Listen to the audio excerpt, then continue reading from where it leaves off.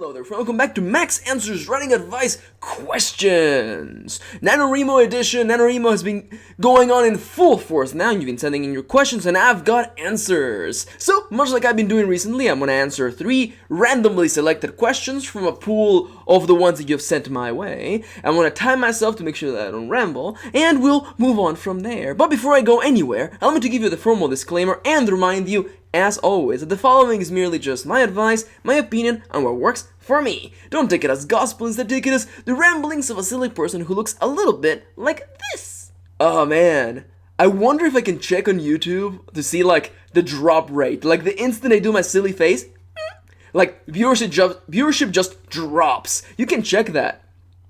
And I guess I could check it in like the Creator Studio, but I don't think my self-esteem could handle that. And now that my keyboard has formally stopped working, it's fine, we can push forward, we're tough people. The first question today goes a little bit like this. Max, how do you write when you feel tired all the time? Like, I sit down to write and I feel tired, restless, angsty, and I just never get anything done.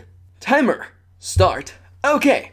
I recently uploaded a Writer's Life vlog called, I think it was titled Overcoming Procrastination. I recommend you go take a look at it. I make a really good points about procrastination, but it's not entirely relevant to your situation at the time. So you're describing that whenever you sit down to write, you feel kind of just really restless and tired and angsty, and you just kind of you don't feel this need to write. And there are many definitions for writer's block out there. There are many, and for me, it's not about ideas, it's not about finding the words. For me, it's about feeling. And right now, I can imagine that you're feeling, an amalgamation of feelings and sensations that are keeping you from writing. And my general advice is, as I mentioned, twofold. There are 2 things that I like to do for this, and one of them is external to writing because, I don't mind the terrible cut, I almost sneezed. You're a being of your own that is not independent. Like, writing is not the only thing you do. You have a family, you have friends, you have, a social situation that you work around, whether it is school or an actual job. You have a lot of things on your mind. And sometimes, or rather always, these things can get in the way of our process for making art. My first point would be to recommend you to first examine what's going on in your life right now and ask yourself if there's something that is immediately keeping you from writing, a writer's block that is exterior to the act of writing. If that's the case, if it's something like gotta turn in that job application, or you gotta, take care of that test, or worry about the SATs, or the final that you haven't actually started working on, if those things are the ones that are keeping you, that are making you feel angsty and restless because you should be doing those right now, you should probably go and get those done right now. I've always been the sort of person, I ask for the bad news first, I eat my veggies first, you gotta take care of those things before you can do the real fun. And I'm gonna go a little bit long on this one, but just really quickly. If that's not the case, if you feel like that's not the actual thing that is keeping you from writing, I recommend to stop. And if you haven't already, check out my guide for how to plan a novel. There should be a link to it in the description below. And start the writing process from the fun part. And my writing process is built entirely around the foundations of making something that excites you and something that's gonna inspire you to keep writing later on. Because if the idea of writing the story that you're working on is not fun, like for instance, you're not writing because you really like it, you're writing because you've been writing this for like years and you don't want to stop writing it, you may never get anywhere with that, unless you have this desire and need to tell that story, you're never gonna push yourself to write that story. It's one of those kind of unfortunate truths. The writing has to be fun. You have to want to get out there, and it's okay. And I'm gonna stand here as the first person in the world who's gonna tell you, hey, if that story you're writing is not fun anymore and you're not enjoying anymore, and you are honestly not enjoying it anymore, it's okay to start something else and start anew and pushing to finishing that. You gotta finish things, but if you're not enjoying what you're doing, then, you can't be wasting time like that, Again, probably unpopular opinion, and I know that, people out there may be like, Max, that conflicts with what you said on this video. Life is different, If you're really not enjoying what you're writing, then write something else. It's your time. You're taking out of your own personal time to do this writing, So again, really quickly, if there's something in your life that's getting in the way, that writer's block that is outside of the writing itself, take care of it, okay? Take care of it or make it small enough that it doesn't get in the way of the actual process. So you don't think about it. So you have nothing else in your mind than the act of writing. And if the act of writing doesn't seem fun enough for you right now, make it fun. Write about whatever excites you and makes you happy. There's nothing selfish about that. It's your time, your effort, your energy that's gonna go into this book. Make it about everything and anything that excites you. Okay? And that question went a little bit too long, so let's dive right into the following question. And it's a good question because I've never actually fully answered this question, and it goes a little bit like this. I was wondering, what are some good books for writers?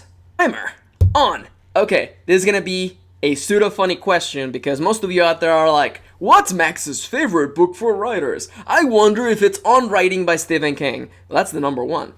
On Writing by Stephen King, a memoir of the craft, is a great book for writers. I fully recommend it. I own the audiobook. I listen to it at least once a year. Seriously, whenever I feel bad about my writing, I put that audiobook on and I feel better about my writing. Why? Because Stephen King's memoir is half his story and half writing advice. And I used to be one of those people who I thought Stephen King was overrated. And I picked up his memoir out of the recommendation of someone very dear to me, one of my closest friends. And I thought, you know what? I'm going to check it out. I'm going to give this guy a try. And from the very opening, from the foreword, where Stephen King is not afraid of just dropping a few BSs here and there, just to be really quick. I love one of the opening lines is like, you may find that this book is really, really small. And I did that because I find that a lot of books on writing are filled with bullshit. This is a short book because most books about writing are filled with bullshit. Fiction writers, present company included, don't understand very much about what they do, not why it works when it's good, not why it doesn't when it's bad. I figured the shorter the book, the less the bullshit.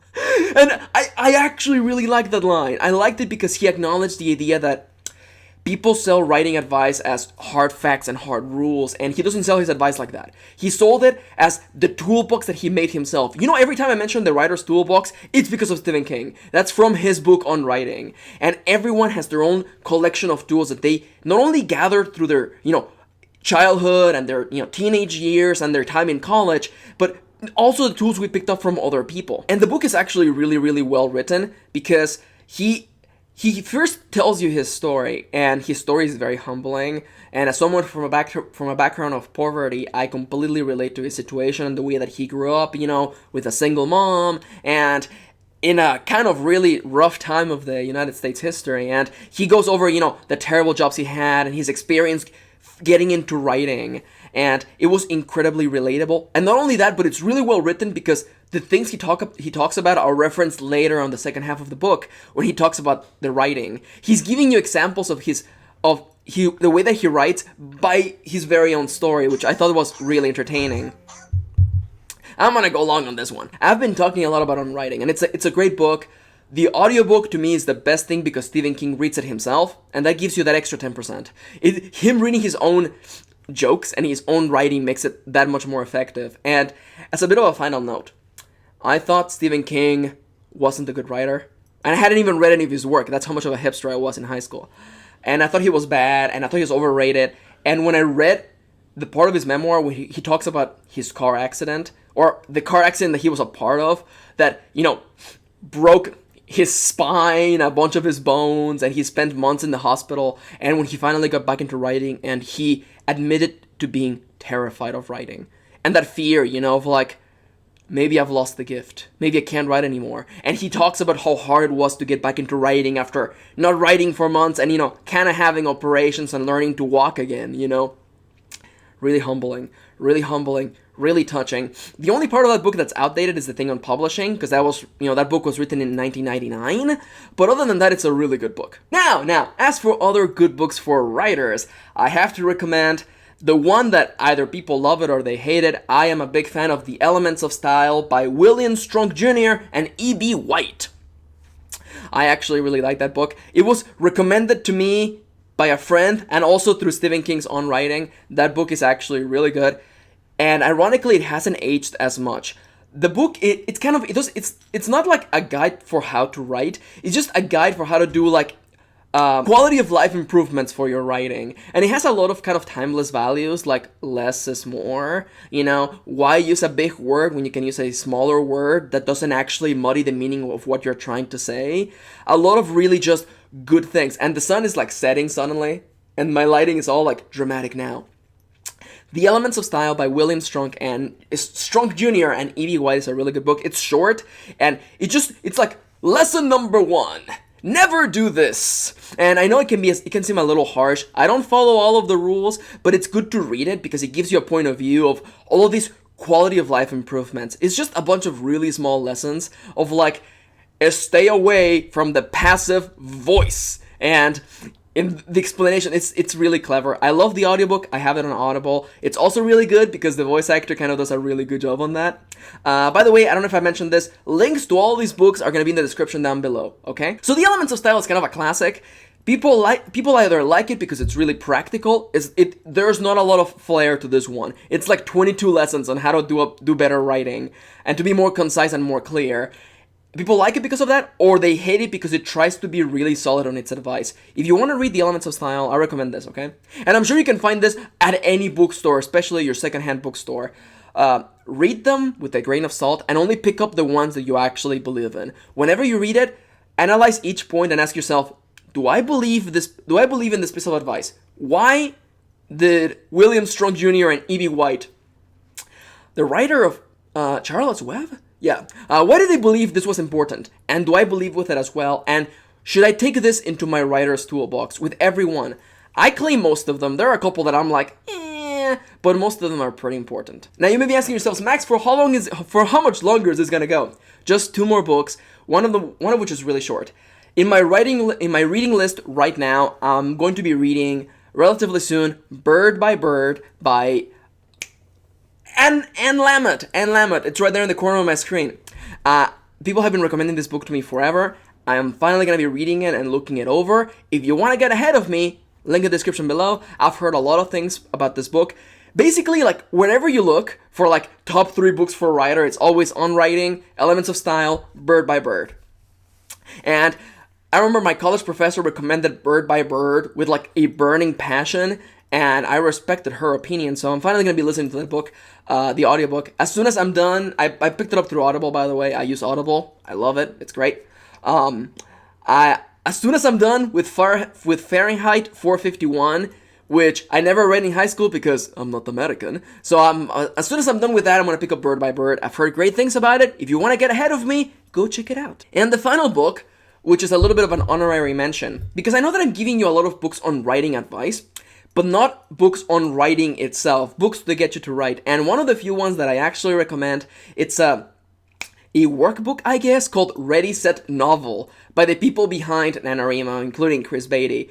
This is actually a really fun book. I own multiple copies of this book, and I've actually even done giveaways when I gave away this book. It's really cool. It's a really nice big book on a bunch of exercises to prepare you for NaNoWriMo.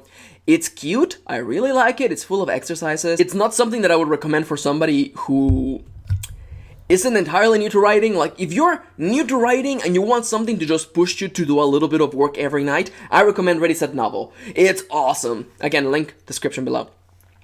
I really like it. I think it's really fun. For people more closer to the process, like let's say that you've already finished one book or so, I think it's a little bit too time consuming for someone who's already used to the act of writing. But if you're new, I totally recommend it. The sun is not coming out and now everything is orange, but Ready, Set, Novel is a really good book. I really like it. If you want to just, like, let's say that you're going to school, you're in high school right now, and you want to do a writing activity every night, Ready, Set, Novel all the way. I think it's like $13. It's a really nice thick workbook. I've owned multiple copies of it, and it's done by the great people behind National Novel Writing Month. I truly, fully recommend it. Okay, and this video, oh my god, and this video has gone on way too long, so I'm gonna do one last final question, and this one is a little bit of a quick one, and it goes a little bit like this. Recently, I have found that your advice to imagine your characters in a music video of a pop song to be super helpful. Do you have any similar advice to that when it comes to songs? Now, if I understand correctly, I believe this question is asking how to find songs to fit the particular story that you're working on, I hope. Because if you're asking me, where do I find silly pop songs for my characters to shoot music videos to, just turn on the radio. How do you find music for your writing playlists? Because as some of you remember, I also do writing playlists every once in a while over at 8tracks.com/mkirin. My big recommendation is this. Consider the story that you're writing, consider the setting and the world that you're writing about, and look for the movie soundtracks video game soundtracks and anime soundtracks of source material that echoes with the same feelings and the same settings. And as I've said a million times in the past, movie soundtracks, video game soundtracks, and anime soundtracks are your best friends. Why? Because these are filled with music and scores and instrumentals that are meant to be in the background. They're meant to be unobtrusive, and by that virtue, it makes them perfect for writing because they kind of come in and they can be in the background without disturbing the entire writing process. It's really, really, really super effective. Pokemon jokes out of the way, that is literally the secret for my playlists. Whenever I wanted to make a new playlist, I would sit down and ask myself, what is the feeling that I want to get to? What is the delicious core at the very center of this feeling? And what TV shows, what movies, what video games, what anime, like, resonated with that feeling? You know, whether it was a futuristic world where everyone is hooked up to the internet, or a coming-of-age story about a girl running away from her house, or, you know, a tale about the darkness of space and the evils that lay out there. You can find the things that you're looking for. The trick is to ask yourself, what am I looking for? That very feeling. And then looking for content out there that resonate with those feelings. And I hope that I answered your question, and I hope that if anything, I gave you some ideas for playlists. For the time being though, go out there and get some writing done, read some books on writing, and find the perfect music to make your writing process the best possible. Thank you for watching, and I'll be seeing you on the next one.